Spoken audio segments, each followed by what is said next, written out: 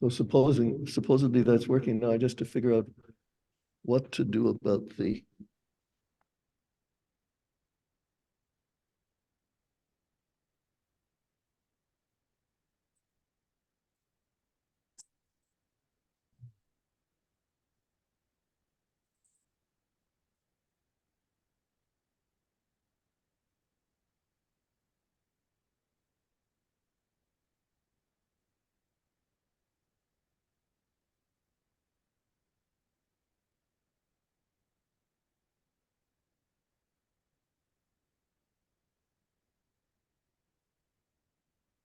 on. You can hear me this way, and this way I can't be heard. So I'm going to turn this one off. Is there now, Matt, can you hear me? Yep. Could you say something so that we make sure that Test. Okay, good. Okay, that sounds fine. That sounds fine. Now I'm going to give you an introduction in I still hear, why do I hear sound here? Can you still hear me? Yep. But I still hear feedback. Gary, can you hear feedback? Pierre, est-ce que tu entends du feedback? J'entends un peu de feedback. Je pense, Étienne, qu'il faut que tu fermes ton micro à toi, puis que tu laisses seulement le micro de la salle. Je sais, mais j'ai essayé. J'ai essayé toutes les combinaisons et ça n'a pas réussi. Est-ce qu'il y a, quand Matt parle, est-ce qu'il y a du feedback? Non.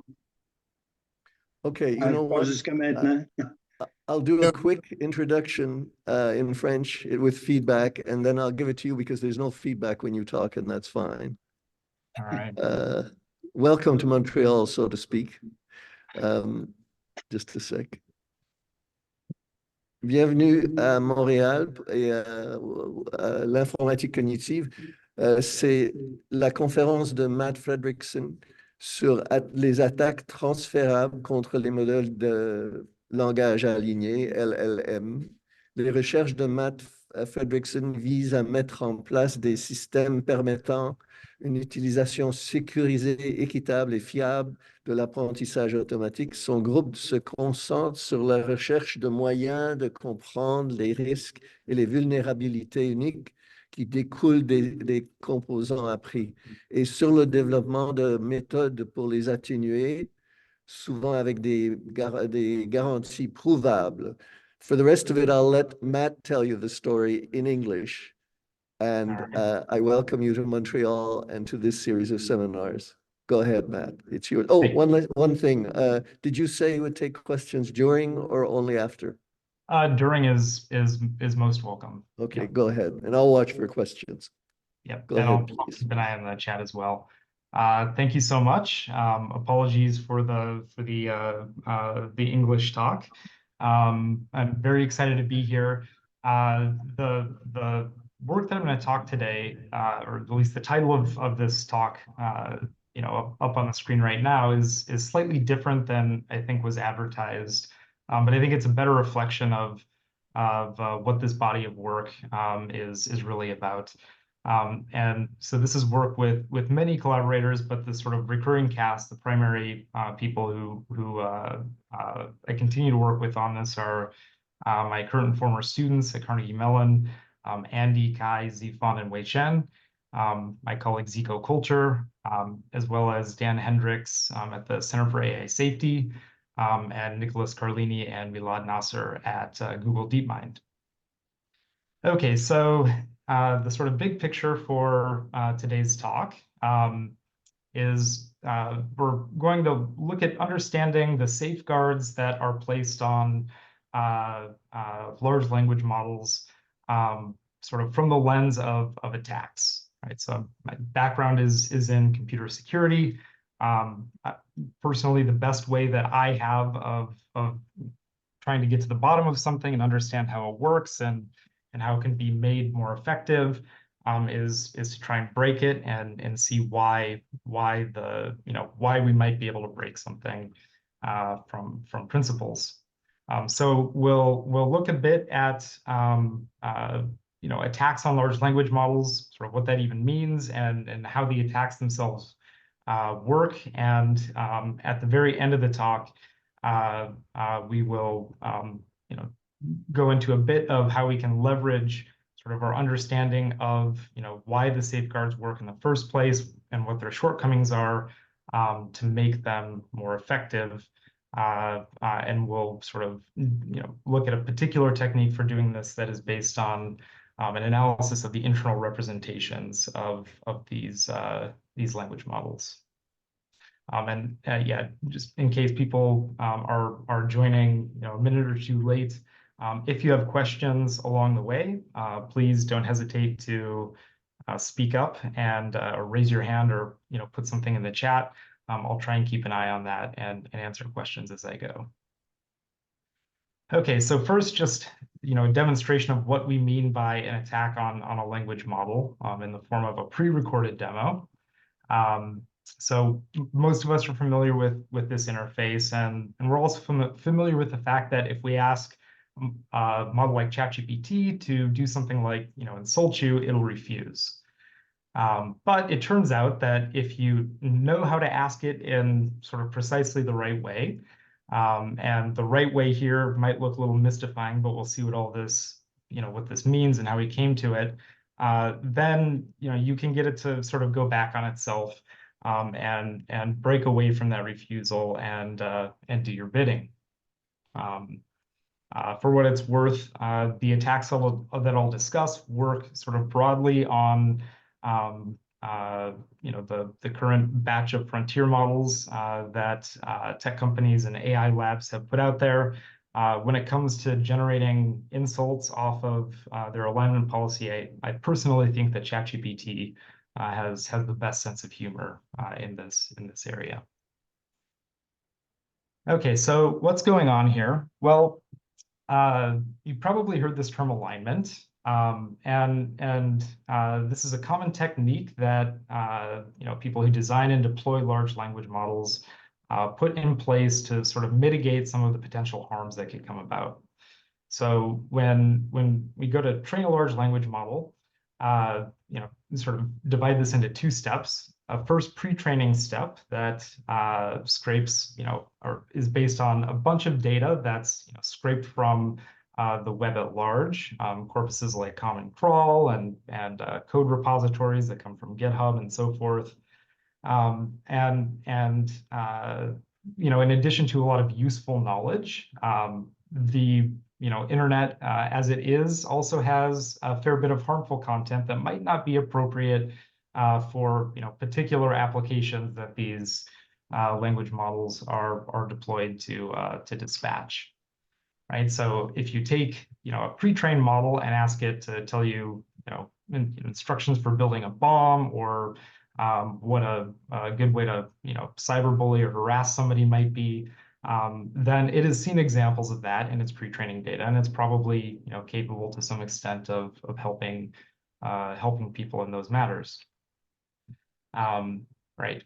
So to mitigate this, oftentimes in the alignment step, what happens is we gather sort of a smaller corpus of data, preference data, that's labeled by human annotators, that essentially correct some of these sorts of undesirable generative outputs, and train the model to generate something more appropriate for the task at hand. So instead of giving you instructions for building a bomb, it gives you one of these very polite refusals that we or at least I've become very accustomed to seeing. Right? And so this is a much smaller corpus of data that is typically used for alignment.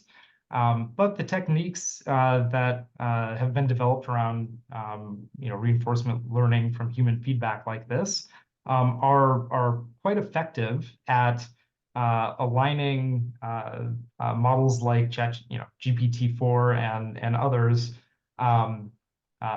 under normal circumstances. So when people are interacting with the models in a sort of like on manifold fashion, you know, it's surprisingly difficult to get the models to break script and generate something that would sort of violate the alignment policy or the alignment step that's been put in place. The example that I showed you previously is essentially a demonstration that this type of alignment as a safeguard against, you know, potentially harmful or, you know, distasteful generations is actually quite fragile in adversarial settings, right? So if we're willing to sort of poke and prod the model in a manner that is pretty far from the distribution of things that it has, you know, seen in its alignment fine-tuning step, then it is possible to sort of, you know, get the model to go back to its pre-training data, so to speak, and provide you know, whatever outputs we would like. And I think that this is a pretty crucial problem, thinking beyond chatbots, the way that a lot of consumers of generative AI and large language models are looking to incorporate this functionality into larger applications.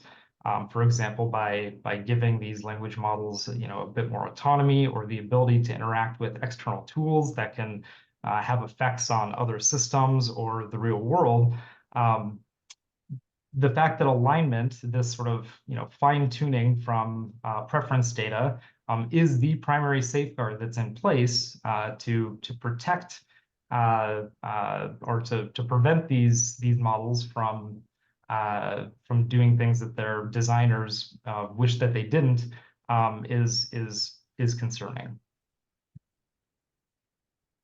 Okay, so how do these attacks work? Like, how do we get ChatGPT to go off script with, you know, a sequence of bizarre-looking tokens?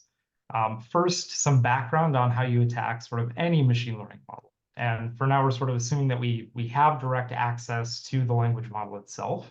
I don't have access to the internals of any OpenAI models or any proprietary frontier models. We'll get to how we sort of make it work in these black box settings, so to speak, in a bit. But assuming we have access to a model, right? The way we look at that is essentially a function that maps whatever data we give it to a distribution of possible outcomes. And so if I'm an attacker and I have a desired outcome for how I want the model to behave, then I, you know, have this essentially optimization problem where I want to make some changes to the data that's fed to the model to make my desired outcomes more likely, right? For autoregressive language models, the data here is, of course, a sequence of discrete tokens. Space of outcomes is the next token in the sequence. But you know, this kind of template for machine learning attacks applies to pretty much any modality and has been around for some time, primarily in the form of attacks on computer vision models. So once we've decided on our desired outcome and we sort of, you know, have an understanding of what the data looks like, then the, you know, primary things that you have to, as an attacker, design are a loss that will achieve whatever your desired outcome is when you go ahead and optimize the model over that loss. And of course, an optimizer that's capable of solving this problem. And for language models, this optimization step is kind of crucial. There's a big literature on optimization methods and loss functions for attacking vision models, audio models, sort of modalities that have continuous data. Here we're working with discrete data, so we have a discrete optimization problem. And this is something that, at least in this context of designing attacks on large-scale machine learning models, doesn't have as broad or deep of literature around it. Okay, so what's our loss? Well,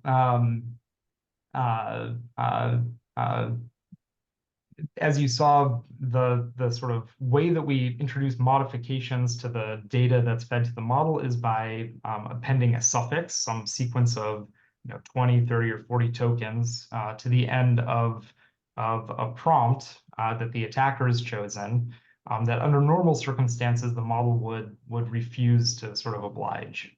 Right? The thing that we essentially want to accomplish is, rather than having the model refuse to follow the instruction to give us useful information or an insult or what have you, we want the model to respond affirmatively, right? So we want to find some sequence of tokens that we can append to the end of our instruction that will sort of raise this probability of the model saying sure instead of I'm sorry, I can't help you with that. I'm an aligned AI language model, and so on. Okay. Our loss function is pretty much directly just this, right? Replace the sort of generation with the text that we want to see, and then optimize over the suffix tokens to get there. There is a little bit of art in this step, if we're being totally honest. So this is a perfectly sort of crisp objective function, but there is a question of exactly what tokens you want to make more likely. So you certainly want to go for tokens that correspond to affirmative phrases. Sort of agreements that it's okay to go ahead and complete as instructed. And some of the first things that you might try would be just raise the likelihood of the first token that the model generates being sure or okay or certainly. That had worked previously, and that still works on smaller, less well-aligned models. But if you optimize over a short sequence of tokens, if your loss targets just a couple of affirmative tokens at the very beginning of a generation, then what we tend to see in larger, more well-aligned, sort of more capable models is you can minimize. You can do a pretty good job minimizing that objective. You can find suffix tokens to append to your instruction that get it to begin just as you would like. But the model will quickly turn around and it'll say something like, sure, I'd be happy to help you with that, but I must let you know that as an AI language model, I can't help you with that. So there's a bit of art still in sort of designing the objective for a particular model to get an effective outcome. But this is sort of the essentials of it. Okay, now how do we optimize over these discrete candidates that we want to append to our instruction? Well, essentially, we view each token in our suffix as a one-hot vector, right? And then, of course, we can operate the model by taking the product of this matrix of one-hot vectors for the entire length of our suffix with the model's embedding matrix and running it forward. If we just use normal auto differentiation, then we can get a gradient on that one-hot representation, right? So essentially, what we get here is something that tells us about the influence on this loss function that we've designed of replacing each position of our suffix with each possible token in the model's vocabulary. The problem here, and where I think previous attempts, prior to our work, didn't quite get as far as us, is this gradient on the one-hot representation of your optimization candidates is a very coarse approximation of the sort of true like gradient landscape of this loss function on a large autoregressive language model. So you can't trust this signal too much, right? So essentially, if what we did was to take that gradient and then just pick the according to that signal the best token replacement at each location, we're going to get stuck in local minima very quickly because this just isn't a good enough signal to do like a totally greedy optimization like that. So what we do is just quite a bit more computational work, essentially. For whatever our current adversarial prompt is, we take this gradient, and then at each position in our suffix, we sample some number of token replacements, totaling about 512 or 256 are rough numbers that seem to work well on current models. And evaluate, so do a full forward pass of the model and evaluate the loss on all of those candidate substitutions, right? And then from that information, right, now we have exact information about how the loss responds to those substitutions. From that, we pick the top candidate at each generation and continue iterating. This, typically, it depends on the model, it depends on the target behavior and so forth. But this reliably succeeds on models like Vicuña, to some extent, Meta's Llama 2 models, after like several hundred iterations of this. Right? So this is a very computationally intensive process, at each step running one of these 7 or 14 billion parameter models, all the way through on hundreds of replacements. One thing that my collaborators and I, as well as others, have been working on is more efficient sort of variants of this algorithm. And I think over the coming months, there will be several good and exciting developments in that direction. But for now, this is, I think, probably the best way to optimize one of these attacks. Okay, so far we've seen how to attack the model, a single model for one particular instruction. If we want a suffix that we can sort of tack onto the end of any harmful instruction that the model would normally refuse to assist with, right? A universal attack, so to speak.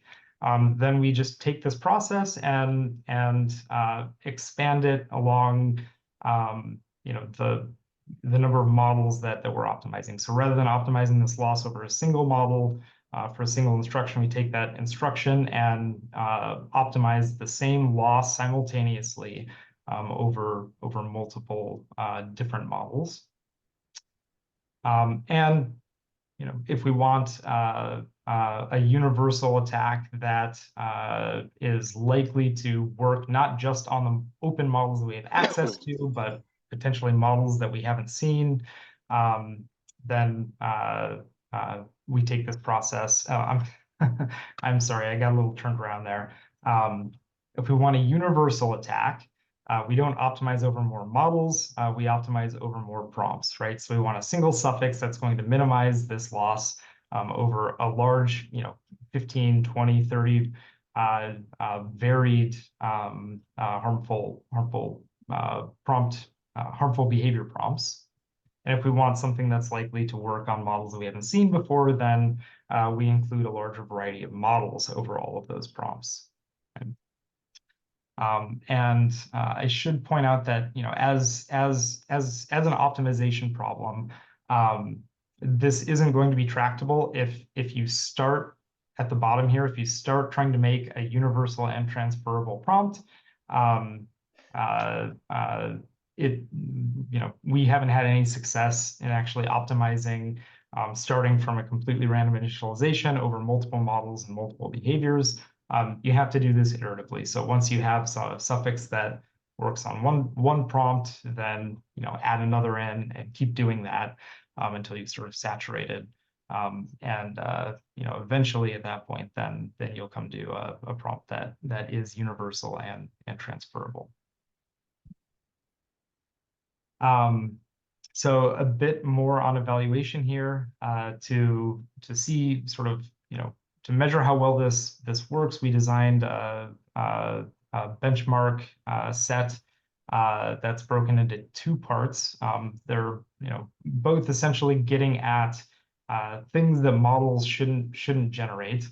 And I'll show you specifically what these sort of two sets kind of look like, but I do want to give you a moment, if you prefer, to look away or tab to a different window, because the specific strings here do contain some offensive material.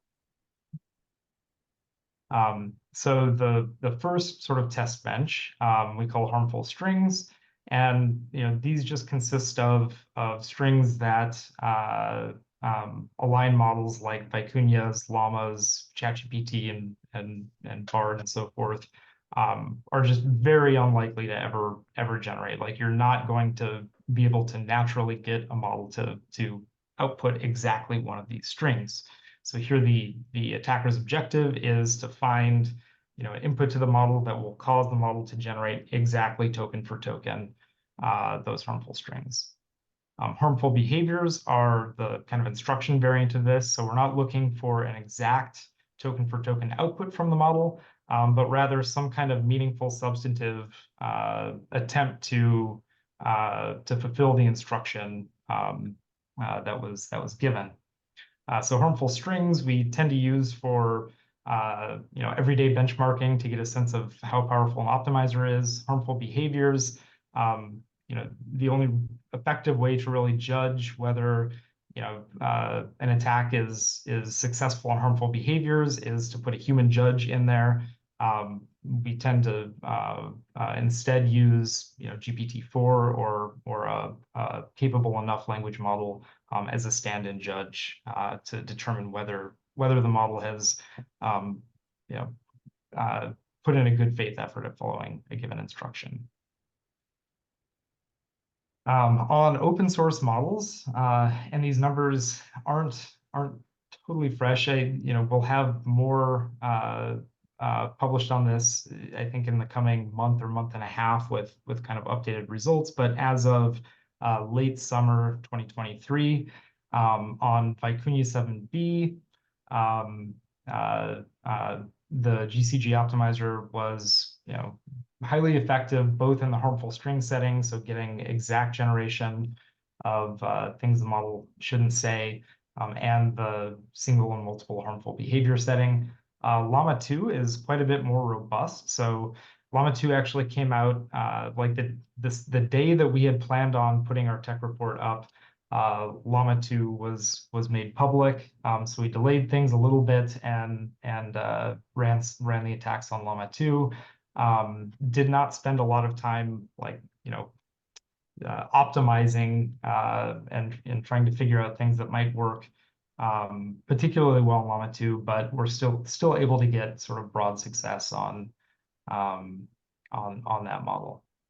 One thing that's a little bit interesting here, and is still a bit of an open question, I think, is on Llama 2 in particular, we're more effective when we're optimizing against multiple harmful behaviors. So sort of trying to generate a universal suffix, a sequence of suffix tokens rather than an individual one. And it isn't exactly clear why that is the case, that on this overall more robust model, it's easier to find a universal attack than it is to find individual particularized attacks. So excuse me. So these are universal attacks on these models, not these are black box? So these models, Vicuña and Llama 2, are white box. So these are open source models. We can download the weights and take gradients on them directly. And so the blue and orange bars, harmful string and single harmful behaviors, those are not universal attacks. For harmful string, that's for just a given undesirable output. We want to find an input that will cause one of these models to generate exactly that string. And single harmful behavior is just take one harmful instruction and find an input that will cause either of these models to have the model follow that instruction. It's multiple harmful behaviors is the universal side. So the multiple harmful behaviors, you were able to find those for Llama 2 without accessing the gradients, or? No, we did have access to the gradients. Yeah, Llama 2 is completely open. So we were able to take gradients on it and attack it directly. Okay. All right, Yep. that's what I wanted to know. Thanks. Yep, yeah. And to follow up on that, it plays into my next slide well. On these models, so OpenAI's GPTs, at the time, Palm 2 would have been the state-of-the-art model offered by Google, and Claude 1 and Claude 2 by Anthropic. These are all proprietary, sort of closed source black box models that we didn't have any special access to. I'd mentioned that two of my collaborators on this are from Google, but they themselves attest that they do not have special access to the internals of Palm 2 and did not provide it to us. This is the black box setting. This is transfer only.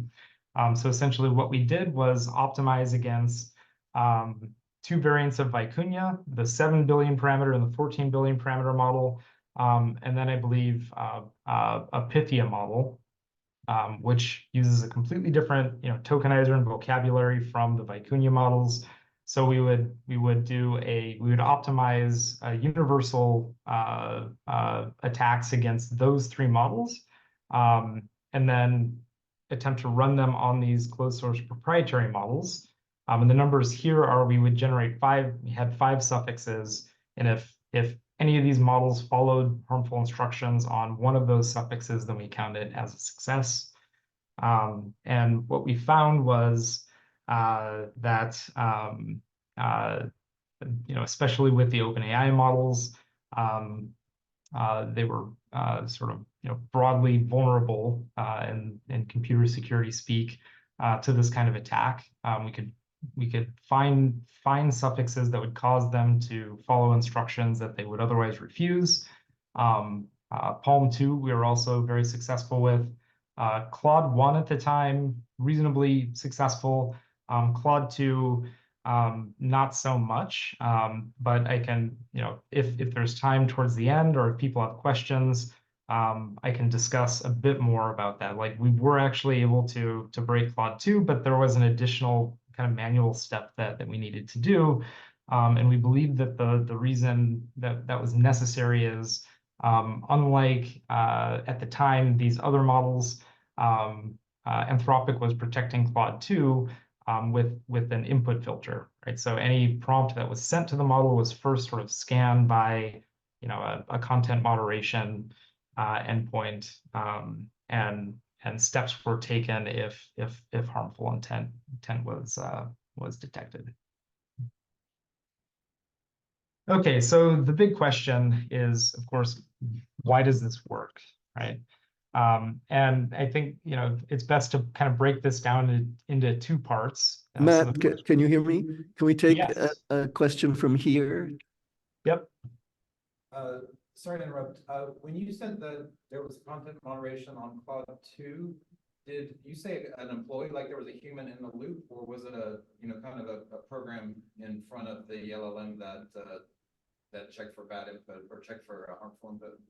Yeah, and so I do first want to stress that this was our hypothesis based on interacting with the Claude 2 web interface.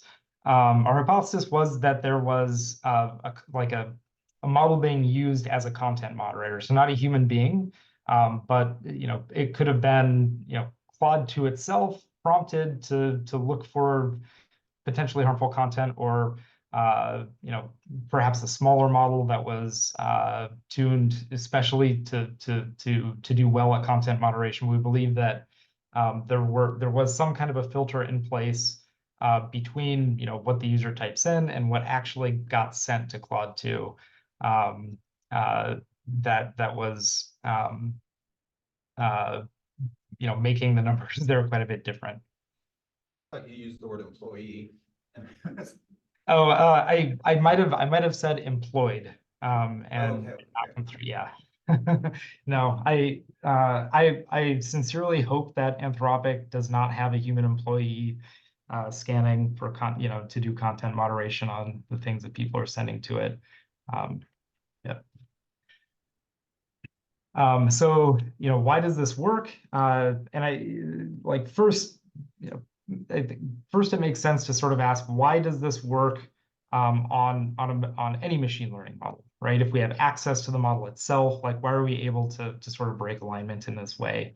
And sort of, I think the best answer at this point for why this works, on open source models, why I'm able to solve this optimization problem and get these, reliably get these outputs, is really just that, large language models are at the end of the day still neural networks. And these are adversarial examples, right? We've known about adversarial examples in computer vision for nearly a decade now. I think it has been a decade, 2014, and the paper that Christian Zaghetti and colleagues wrote on the intriguing properties of neural networks is sort of common knowledge, perhaps the question might be rephrased as why wouldn't this work if we're given white box access to a neural network? We're able to take gradients and optimize for the exact objective that we want. It just seems to be a vulnerability that perhaps is inherent to neural networks, regardless of their modality. Okay. And I really think that I would be surprised if white box, gradient-based white box attacks on language models didn't continue to be successful into the future, despite people's efforts to do things like adversarially train them and so forth, just kind of based on 10 years of experience in trying to make computer vision and audio and other types of modalities more robust to these attacks. We really haven't been successful at that in a truly convincing and wholehearted, meaningful way. I think it might almost be more surprising if the language modality were inherently different in this regard. But there is, of course, still this question of why does transfer work?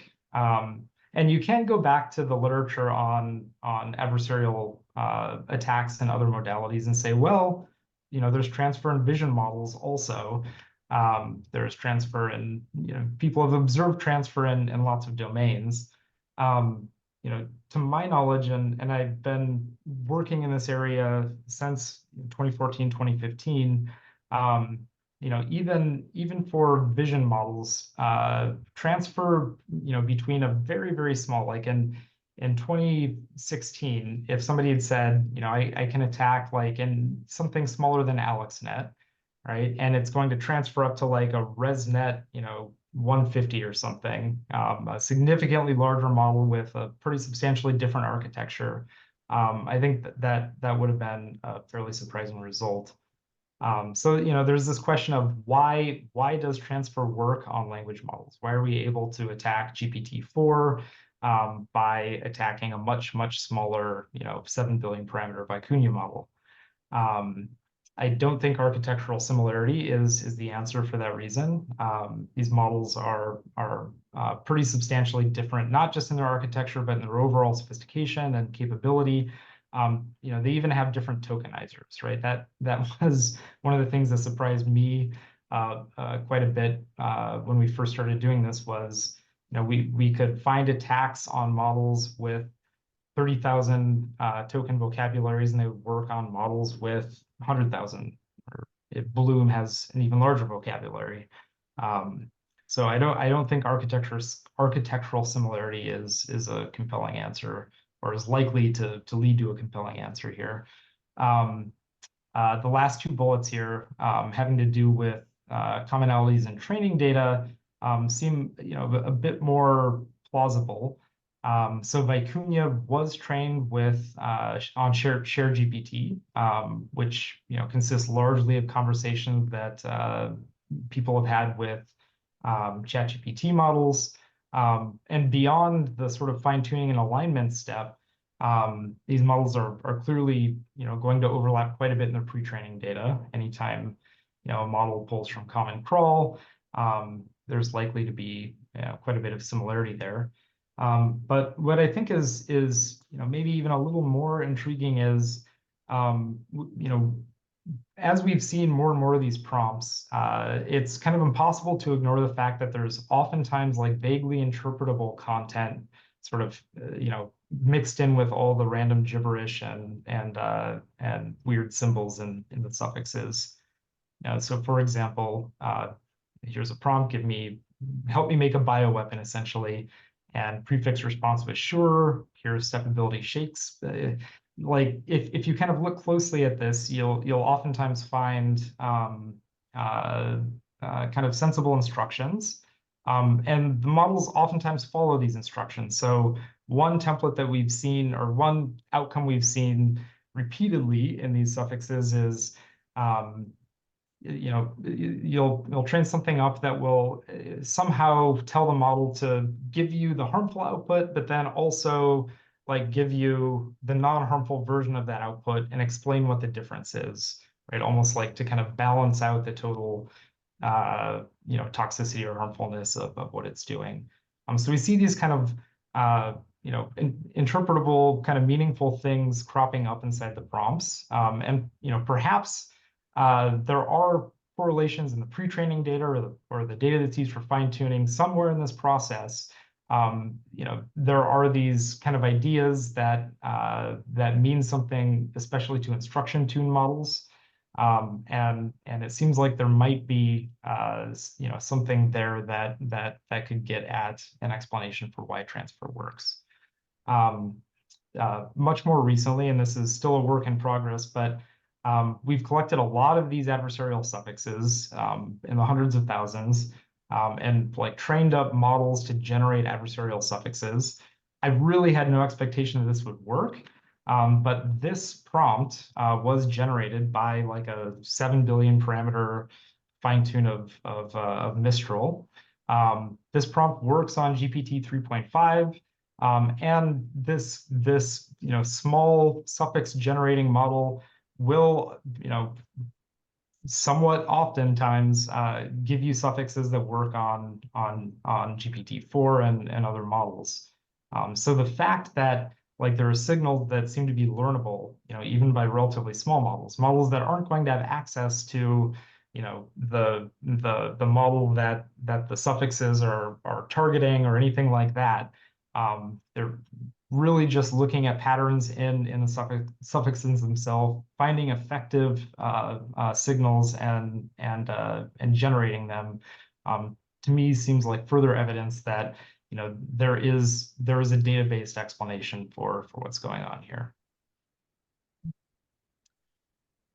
Okay, so I'm going to switch gears a little bit and talk about another sort of direction that we've been exploring to help us understand both why these attacks work, how we might design safeguards that mitigate them, but more broadly, yes, is there a question?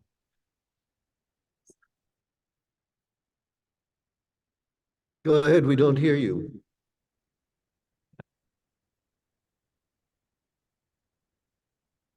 Okay, it sounds like that was open mic. Okay, yeah. Okay. Yeah, also is kind of just more broadly geared at understanding the processes at play inside of language models. We call this representation engineering, or REPE, and this is a collaboration with many authors listed here on the slide. So what are the predominant approaches to interpretability? Why can't we, take, the last 5 to 10 years of research and machine learning interpretability and sort of leverage it on these newer models? Well, if we think of something like a saliency map, right? So essentially a way of measuring like the importance or the influence that input features have on a model's outcome.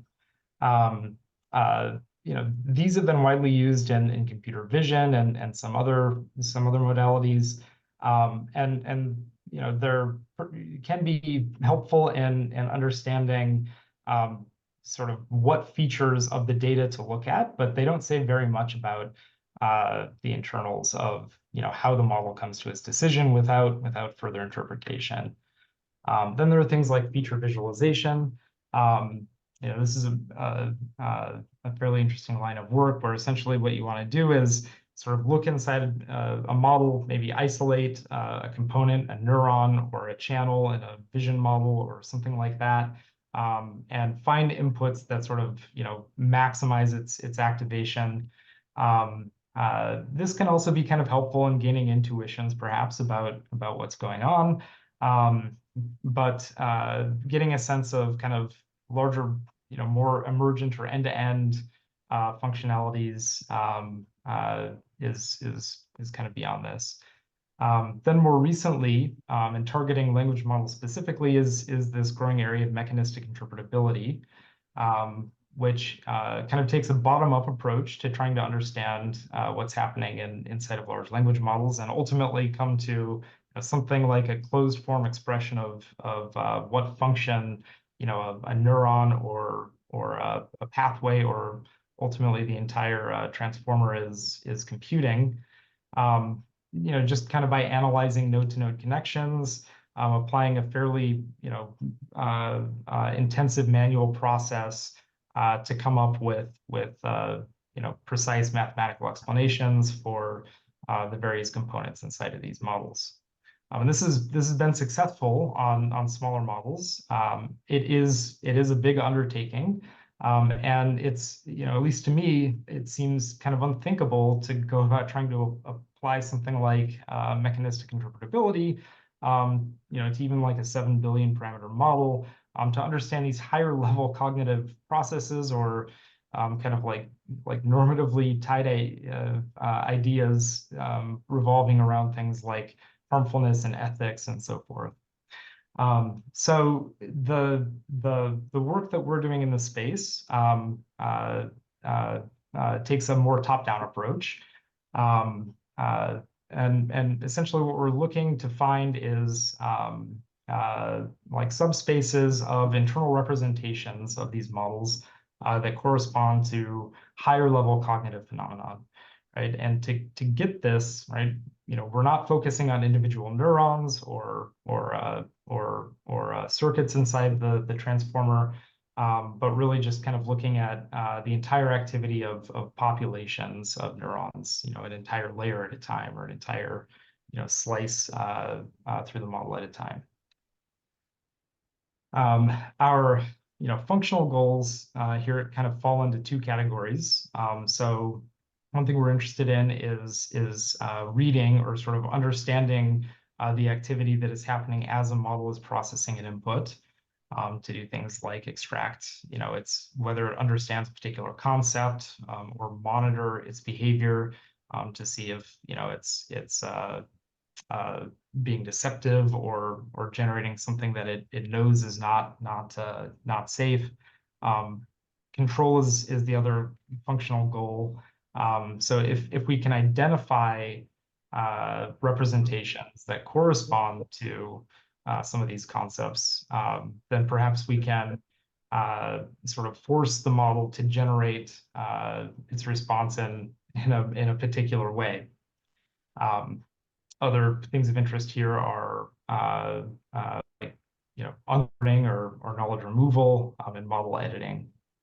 Is there a question there? So the sort of key technique that we've developed here so far that underlies this work, we call linear artificial tomography, or LAT. And essentially what we do is expose the model to stimuli that are designed to target a particular concept. So the running example I use here is the concept of honesty.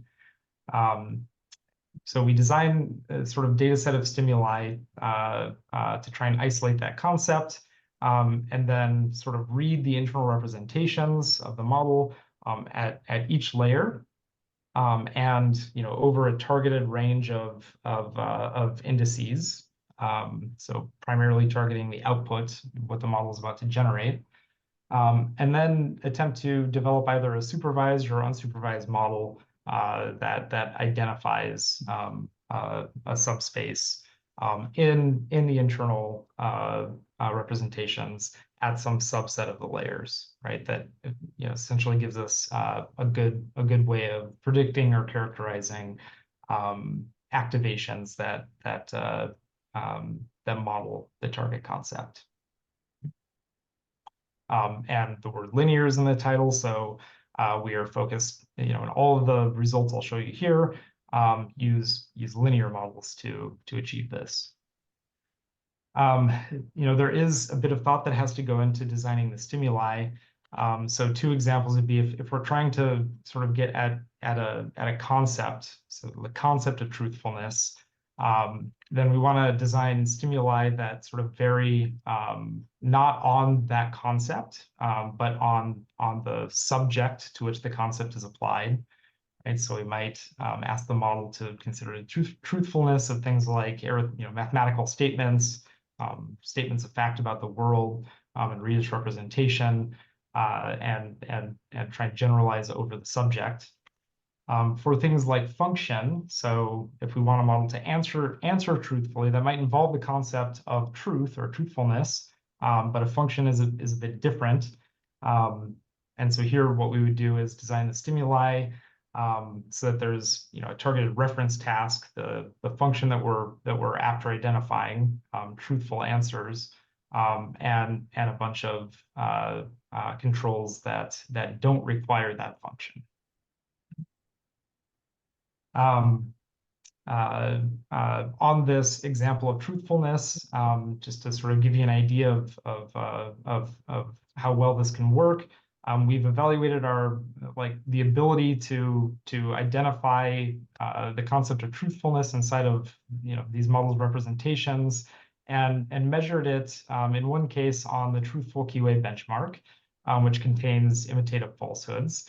So these are questions that people oftentimes get wrong because there are broad misconceptions about what the true answer is. So in a corpus of natural language text, like you might see in pre-training data, right, there's likely to be quite a bit of variance in entropy in what answers are given. And even if a model perhaps knows, right, it's seen like a Wikipedia article that debunks a misconception, even if a model has been exposed to the sort of true answer, by the fact that it's trained to mimic the distribution of things that it's seen, it might still generate the wrong answer. And indeed, even large models like the 70B Llama 2 are quite poor on this benchmark. What we were able to do here is by targeting this internal concept of truthfulness and then reading that to extract what the correct answer is, right? We're able to sort of beat the state of the art by quite a bit on truthful QA. And what's interesting here is on the previous slide, you saw that the 70B variant of Llama 2 was slightly worse than the 13B variant, right? And what we found when we based the answer on the internal concept of truthfulness was that the 70B model was in fact more capable, right? So it perhaps knew more, but for whatever reason, when it went to generate autoaggressively, parroted the misconceptions slightly more often than the smaller models. So being able to predict what the truthful answer is, based on this targeting of the internal concept is sort of one indicator that we might have successfully found that representation. Another is if we're able to use that representation to control the model's behavior to make it more truthful, right? So this is this matter of control.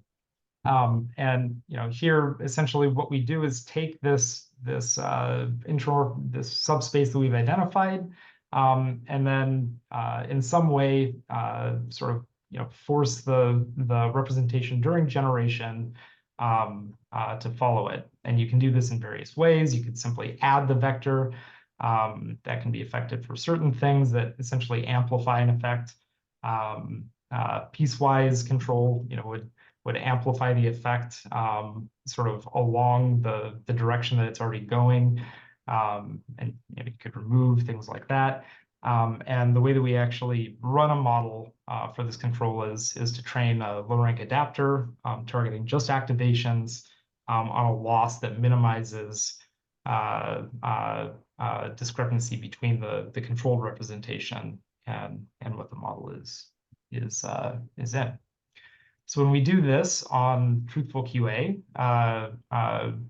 we find again that this representation is able to elicit more truthful responses, more correct responses on the target benchmark. It's a little interesting. This doesn't on truthful QA work as well as just reading the representation, but it still beats the state-of-the-art prompting techniques for doing this. And the disagreements between reading and control here, the questions that they got wrong have some overlap, but it's not a subset relationship, right? So we got sort of correct responses on different elements of the benchmark for control than reading. So perhaps ensembling would lead to even better results. Okay, the last thing I'll talk about our application of this technique to understanding why these adversarial suffixes work.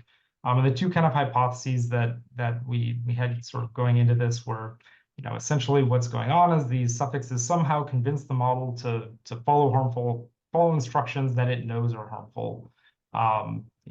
The alternative would be, well, maybe what happens is these tokens come after the harmful text and somehow kind of like dampen it and make the model perceive the harm as less severe. So the stimuli we designed was based on our AdBench data set. Just took 64 harmful and safe instructions and found a supervised representation that was effective at separating them. And we found evidence that that second hypothesis, that essentially what these suffixes might be doing is making the model perceive the instruction as less harmful, so therefore more willing to follow it, has some support. And when you control for the representation based on this, then what you get is a reasonably effective, if somewhat incomplete, defense. So basically what we measured was on the y-axis is the percentage of harmful instructions followed in our bench minus the ones that we use to train the representation. The language model without any mitigation, without any control from this representation analysis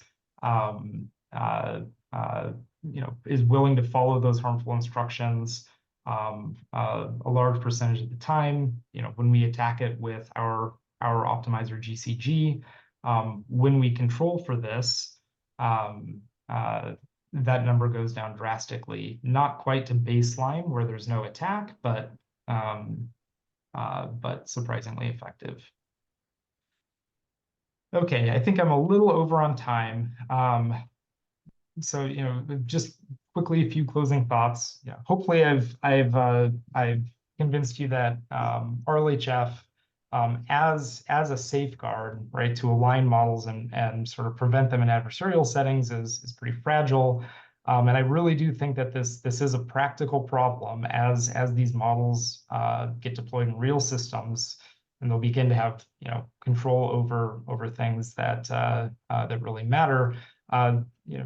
The fact that somebody can sort of cause them to generate responses that deviate from their designer's policies and wishes is certainly problematic.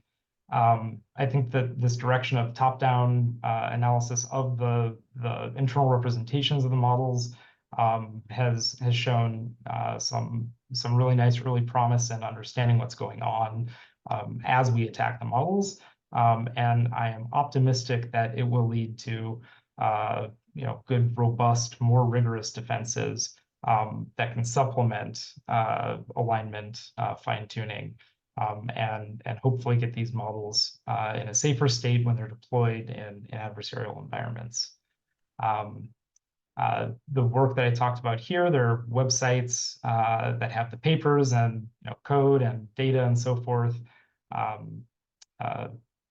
Thank you so much for your attention, and I'm happy to take as many questions as you guys have. Okay, that was terrific. Can you hear me? Yep. Okay, I usually do the first questions until people get more bold, but I see that well, maybe I will ask you a question before I give it to Mario. But what I will ask you to do, because with this feedback, I don't think it's very agreeable to everybody. Could you do what I normally do, which is you field the questions, and if they run on, if the question is too long, Yep. cut in and say we have to move on to somebody else. State your question. Try. It's harder for the speaker to do that. I'll do my best. Yep. Okay. Yep. Now, I have a small question. I don't want to run on this. The idea of using the small language case and then generalizing to the large language case, does that work across different real languages? You mean like different human languages? Yep. Yes, it absolutely does. And one thing I didn't talk about at all that I think others have started to follow up on, we're also looking into. It's very interesting that the first attacks that we were actually able to get ChatGPT to sort of follow harmful instruction based on our suffixes. It was my student Zifon took one of these suffixes, put it in a ChatGPT with an English instruction. It didn't work. He rephrased his instruction in Chinese, and it followed it very faithfully.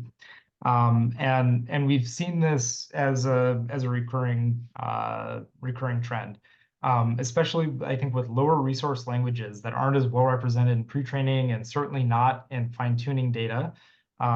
If you take a suffix that was optimized over English instructions, right? So the suffix is probably going to have primarily English words and maybe some tokens or symbols from other languages in it. And then you have an instruction in a more obscure language that just isn't as represented in the data.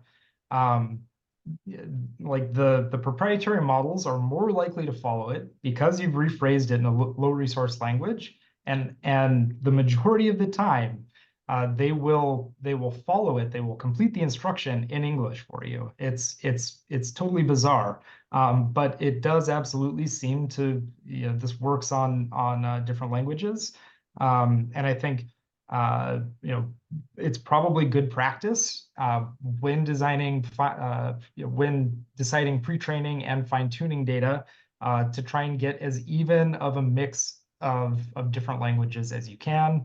Either that or condition the model to only answer in a single target language so that it isn't increasingly vulnerable to kind of subterfuge when people translate to less well represented languages. That's terrific. Steve Hansen has suggested that I turn off the second mic. If I knew which one was the second mic, I would turn it off. But I'll hand the order to you. I guess Steve is first in the order, then Mario, and then Gary. Steve, speak up. Well, I think Mario was first. Cool, no problem. I go, yes. Thank you, Steve. And also thank you, Matt, for this brilliant talk. It's really excellent. Also, I appreciate your work because I can imagine how much it takes work and testing to do these experiments and results. I have two questions, please. First, do you think if we add too much control, do you think this will affect the positive capabilities of the system? And another question, I want to ask you, why did you emphasize on the linearity of the artificial tomography, the LAT pipeline? If you can also tell us about this. Yep. Yeah. Both very good questions. So for the first question, control absolutely can start to impact accuracy and capability. Actually, I moved a chart off of that slide that actually did measure on the Hugging Face, open eval, the set of benchmarks they use for their leaderboard, representation, like how capable a fine tune of Mistral 7B was when we did representation control on it. I moved it off because I only had numbers this morning for how well it does when we take steps to like fine tune the Mistral model to do well with representation control. If you take I pull Mistral, instruct, I do representation control on it, and I run, MT bench or Hugging Face eval, you will see a non-trivial hit in capability, most likely. What we've been experimenting with, and what I think we'll have some preprints out in the coming months on, are what you can do to during pre-train or during fine-tuning to condition the model better for control, so that when you apply control to it, it doesn't have as much of an impact on its accuracy. But that isn't to say that if I kind of went wild with control and I said I'm going to control for harmfulness and honesty, and I'm going to make it like always happy, and I'm also going to control and make it like talk like a pirate or something, right? If I do a lot at the same time, I think it's probably inevitable that you're going to see a pretty significant hit on its performance. As for the question about linearity, I guess I didn't intend to overemphasize on that. We primarily just haven't done much experimentation with nonlinear representations. One sort of like draw of linearity is like we've also been playing around with kind of doing operations on the representation, so combining them in various ways. I think this probably is going to make the most sense when the representations are linear subspaces. We just have vectors that we're working with, but who knows? I didn't mean to give the impression that like it's a dead end to explore nonlinear representations and nonlinear subspaces. Just that we haven't done very much of it, and some like kind of where our attention is focused right now, I think kind of benefits from the fact that we're just looking at linear subspaces. Excellent. Thank you so much. Yeah. Did you have a question, Stefan? Could you turn off your share? Oh, yes, absolutely. Okay, go ahead, Steve. I think I'm next. Yes, So, Gary's next. so I guess I have a few questions. I'll try and organize them a bit. So, I'm wondering what level of the model you do this control at. I assume it's very deep, or maybe even the penultimate layer. I'm not sure. I would guess it's not early in the layers of the transformer. And then the question is, once you've got these control vectors, do they generalize to other models that it hasn't been trained on? And then I guess once you've got control vectors, then the question is adversarial attacks on control vectors. Somebody did a thing that found that if the FBI took all of its cybersecurity people and just had them focus on China, they'd be outnumbered 50-1. So it seems like, how vulnerable to attack are the control vectors? Yep. Yeah, absolutely. So for your first question, like where do we do this in the model? For control, actually, it's most effective. So if you pick a single layer, and I don't unfortunately have like systematic data on this right now. But I agree. If you pick just a single layer to do control, It's going to be more effective if it's deeper. But my sense is like not always the penultimate layer, not always like heavily weighted at the very end, but you know, starting towards, if you have 32 layers or something, starting around the middle, around 16 towards the end are probably the most effective. All of the control experiments that I talked about in the slides, we applied control on multiple layers, and we selected the layers in a kind of greedy fashion, like based on, you know, testing on holdout data. Yeah. So the next question was, remind me of the second one. I'm sorry, I should have been jotting that. The second one was, do the control vectors generalize to other models like universal control vectors? And then the third question was, are adversarial. Yep. Yeah, so the second one, I honestly don't know. I haven't tried that personally. I don't. So the my student Andy Zhu, you know, is the student who's primarily working on this. I don't believe he has attempted that.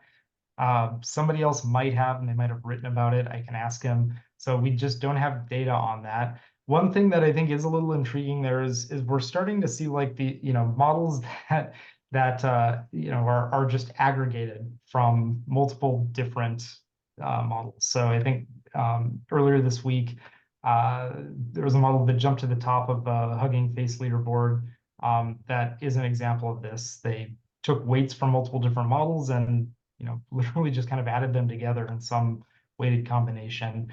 The fact that that works is just, first of all, I think bizarre, and maybe also an indicator that there could be some universality in the internal subspaces that are important in these models. But yeah, I think it just, somebody has to do it and test it out and understand what's going on there when we don't have the answer. For the adversarial robustness question, yes, we have looked at that and we are still looking at that. And it turns out that it depends quite a bit on the model. So I think when we first tried this, so we would do control on, I think, like Vicuña 1.3, and then we would attack it. The control wasn't robust in that setting. And then a different student of mine, I think tried it on,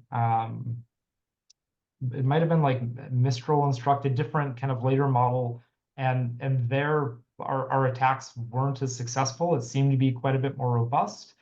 And we've been trying to drill down on that a little bit. And at the same time, you know, one of the directions we've been exploring is just making the models themselves more robust through things like adversarial training. And one thing we found is, you know, we can get a model so that if I do 100 steps of GCG on it, the attack success rate is pretty low. And we can get that just through adversarial training. Then if we do representation control on that kind of more robust model, it'll get a few more points of like refusal for harmful instructions. So it's a bit more robust with the control. And then when we attack that model, it stays, like, the robustness stays put. It doesn't, like, it, you know, the control on the robust model seems to be more robust. So it, you know, I think it's I don't know I don't have like a grand theory or a big overarching answer on the robustness of representation control right now.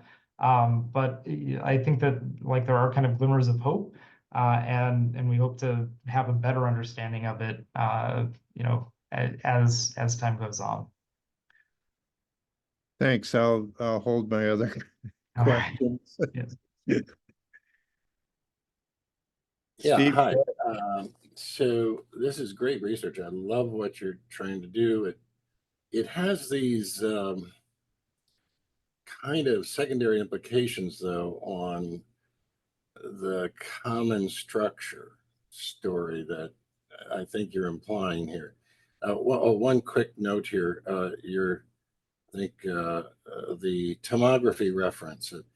I run an MR center, so I was going to suggest you change it to MR because tomography is just slices of X-ray, and you're doing much more sophisticated things than X-ray. Sorry.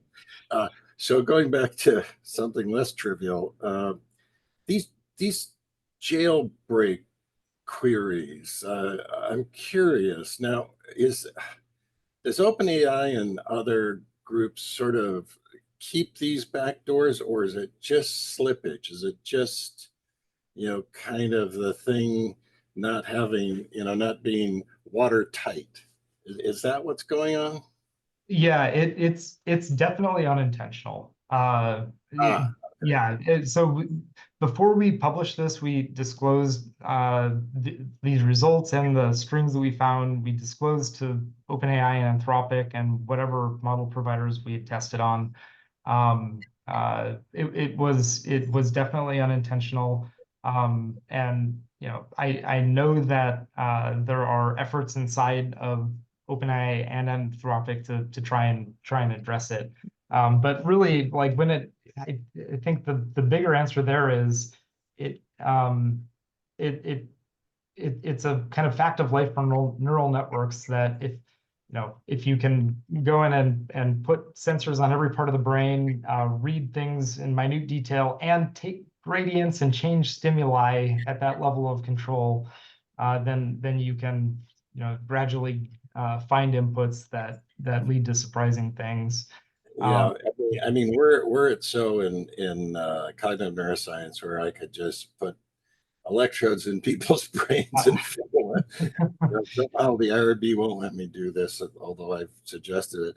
But now the thing that your research really gets at, I think, which is really, I'm saying it sort of sounds like the subtext as opposed to the text, is that you're sort of showing there's a common structure that responds in the same way across different architectures, sizes, I guess, data source, who the developers were.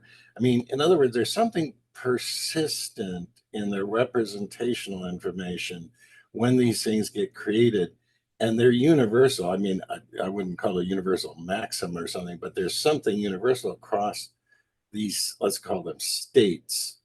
So I don't upset Stephen by saying consciousness or something, but I do mean that there's something like consciousness that is common that your experiment basically gets at, I think, but maybe I'm being hyperbolic. I absolutely get where you're coming from, and like things that we talk about over dinner or something, or is there any correspondence in human cognition to something like one of these adversarial examples? Like for computer vision, what people found on convolutional networks and ResNets was you can make very minute imperceptible changes and control what the model outputs.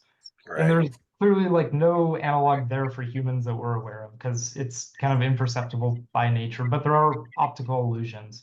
But then what's the analog for a language model, if any? It's just difficult to imagine that you could speak in tongues to somebody essentially or something and convince them to follow an instruction that they would otherwise refuse to do.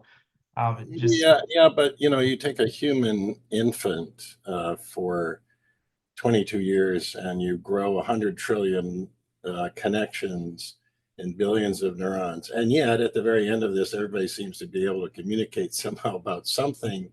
Now, Stephen would argue, I'm going to keep putting words in his mouth, that this is about grounding, which is not something he feels the LLMs are doing, but some of us think, yes, they are understanding, they are grounding. There's something going on here way beyond the simple neural networks we were doing, 5 years ago.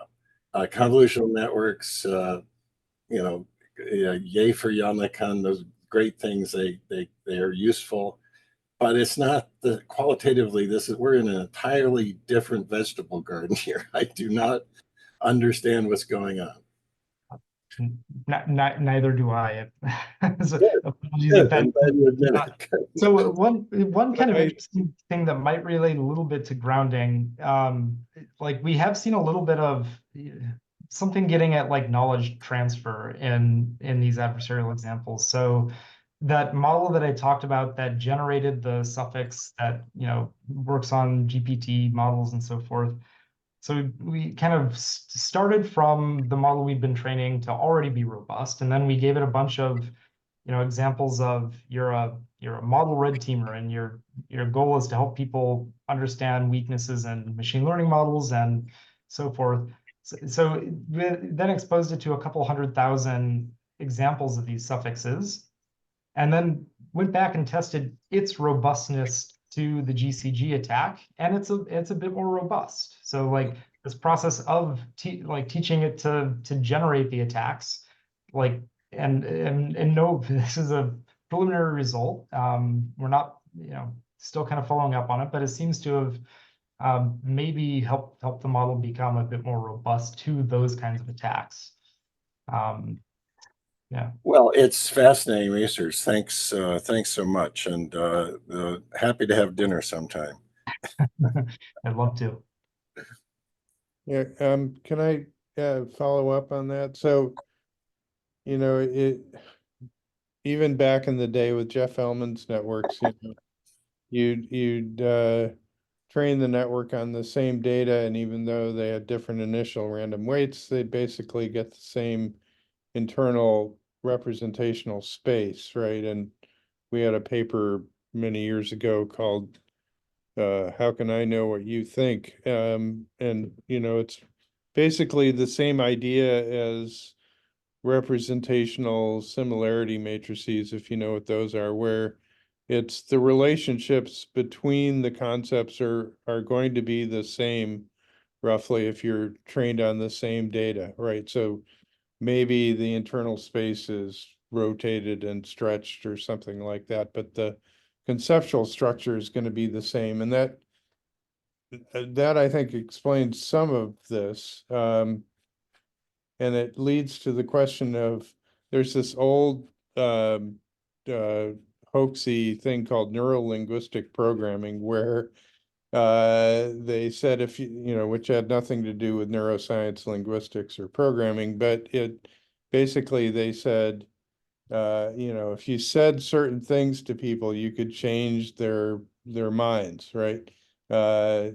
In a kind of fundamental way. And I wonder if your control vectors, you know, so my claim would be that our representational space is well aligned with the LLM's representational space because they get it from us. And I wonder if this kind of research will lead to control statements that we can say to people to really mess them up. That would be really fun. One thing we have experimented a bit with is like the suffixes that I showed were all kind of gibberishy. You know, there's no way that's going to convince a human to do anything, or it seems very implausible to say the least.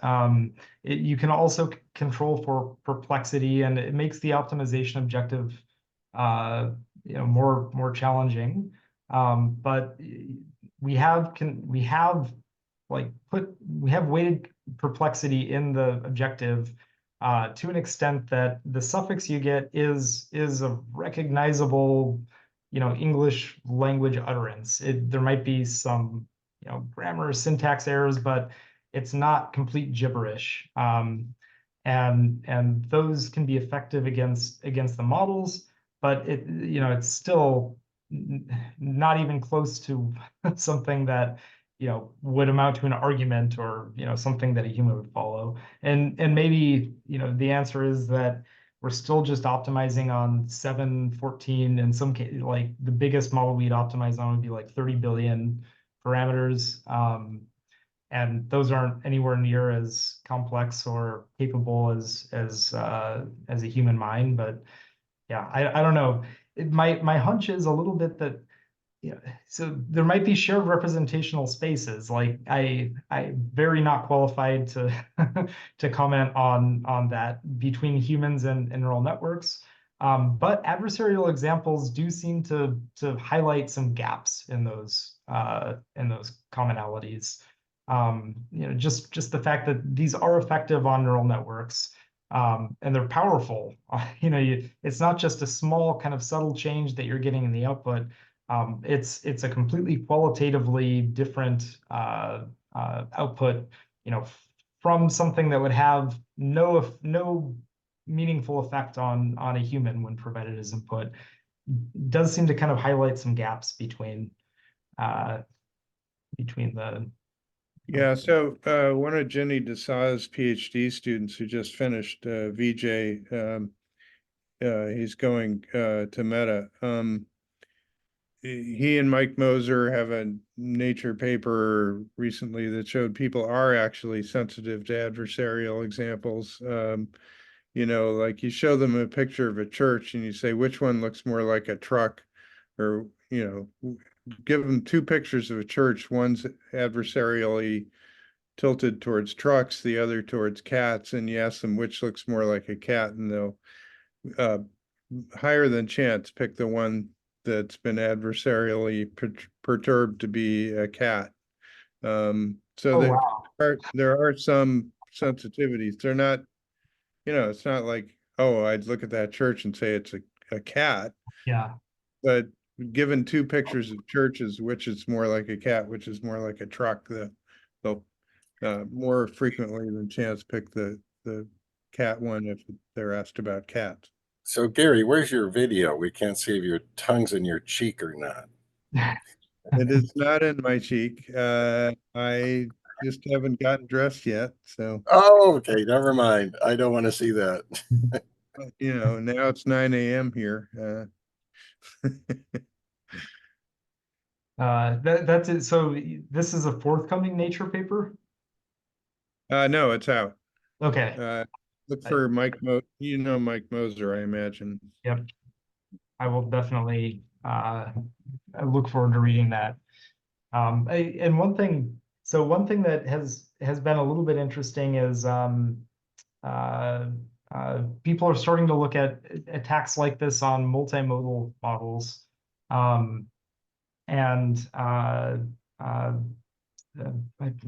forget which lab was showing me this. Attacking a lava model to get it to generate, harmful. So actually, the example they showed me was they wanted the language part to generate like code that would produce malware or something like that. And the attacker was free to change pixels in the input image, but the instruction had to stay fixed. It was like, author a piece of malware for me. And the optimization results of the image that got the model to attempt to follow along with that looked mostly kind of like, static noise with not quite as high frequency features in it. But there were interesting, like, recognizable artifacts, like the written word malware appeared in that image. And that to me was very it was interesting. And he showed a couple of other examples where it wasn't just a written word, but like a visual, depiction that kind of hinted at, what the adversarial harmful part of the prompt was trying to induce the model to do. And I thought that was kind of an interesting thing that we hadn't seen in vision classifiers. So if you just optimize an adversarial example or an ImageNet model to output, sheep or something, you're not going to get a picture of a sheep or, any image that has the written word sheep in it. You're just going to get static noise, unrecognizable features. But in this multimodal setting, that was a bit different. And you did see some recognizable structure in what the attack came up with.